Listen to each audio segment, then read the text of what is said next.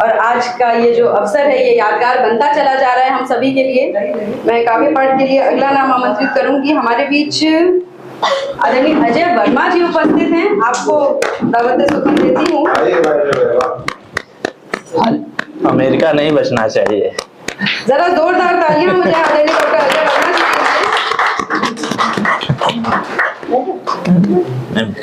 सुना है लोग उसे आंख भर के देखते हैं, सुना है लोग उसे आंख भर के देखते हैं, सो उसके शहर में कुछ दिन ठहर के देखते हैं। जरा जोरदार तालियां हो जाए आदरणीय अजय वर्मा जी के लिए।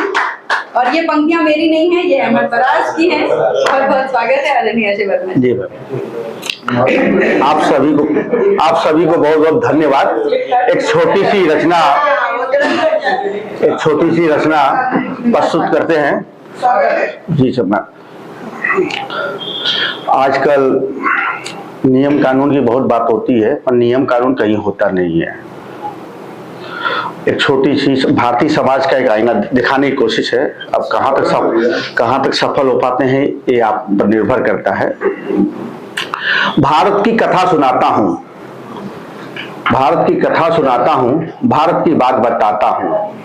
गुंडा और बदमाशों को भी नौकर ईमानदार चाहिए, गुंडा और बदमाशों को भी नौकर ईमानदार चाहिए। लूटने के लिए ऐसा ही हिंदुस्तान चाहिए। नेता हो या पड़ेता, कार्यकर्ता जिम्मेदार चाहिए। लूटने के लिए ऐसा ही हिंदुस्तान चाहिए।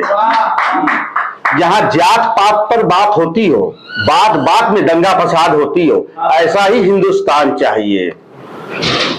इनकम टैक्स चोरों को भी कर्मचारी ईमानदार चाहिए। घोटाला करने के लिए ऐसा ही हिंदुस्तान चाहिए।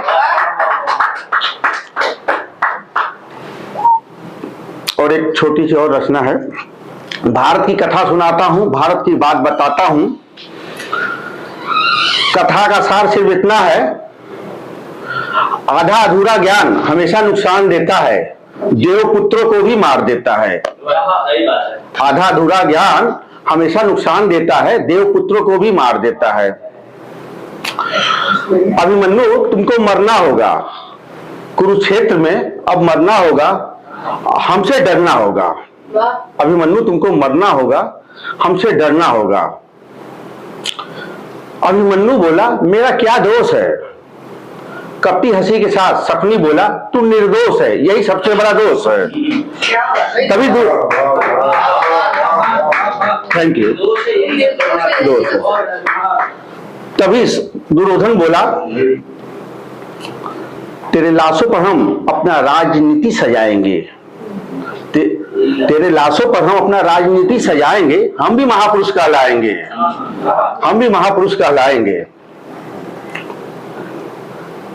फिर अभिमन्यु बोला मेरा क्या दोष। फिर दुर्योधन बोला तेरे खून का एक एक कतरे से हम अपना राज तिलक सजाएंगे, तेरे खून के एक एक कतरे से अपना राज तिलक सजाएंगे, हम भी महापुरुष कहलाएंगे। मंदिर मस्जिद गुरुद्वारा होगा, मेरे नाम का जय जयकारा होगा। मंदिर मस्जिद गुरुद्वारा होगा, मेरे नाम का जय जयकारा होगा।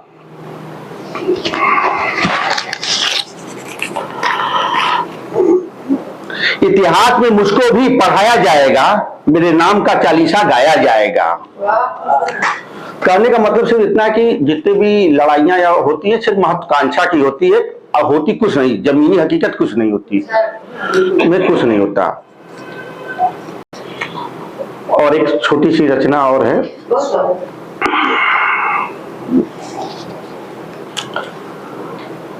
मैं भी सोच रहा हूं राजनीति में अपना किस्मत आजमाऊं, मैं भी अगला प्रधानमंत्री बन जाऊं। मैं भी सोच रहा हूं राजनीति में अपना किस्मत आजमाऊं, अगला प्रधानमंत्री मैं बन जाऊं। मैं भी अपना पार्टी बनाऊं, छोटे बदमाश लुटेरों रैपिस्टों को अपना कैंडिडेट बनाऊं, पूरे भारत में भोकाल मचाऊं, पूरे भारत में अपना भोकाल मचाऊं।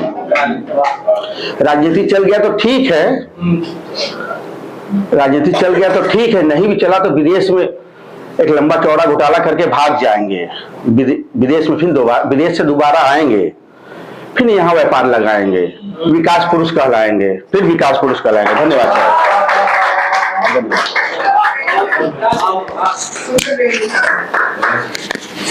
तो जब आप कहते हैं कि अभिमन्यु तुम्हें मरना होगा, बड़ी गहन बात कह दी आपने अपनी रचनाओं के माध्यम से आदरणीय अजय वर्मा जी, जिन्हें आप सुन रहे थे अभी। और तीखा कटाक्ष भी, कहीं मर्म भी, महत्वाकांक्षा की भी बात बहुत ही शानदार पढ़े आप। और काव्य पाठ के लिए अगला नाम आमंत्रित करूंगी। हमारे बीच आदरणीय डॉक्टर रीमा सिन्हा जी उपस्थित हैं। आपको आमंत्रित करती हूँ काबिल अजमेरी की इन पंक्तियों से कि उसकी महफिल में बैठकर देखो, उसकी महफिल में बैठकर देखो जिंदगी कितनी खूबसूरत है। बहुत बहुत स्वागत, जरा जोरदार तालियां हो जाएं आदरणीय डॉक्टर रीमा सिन्हा जी के लिए।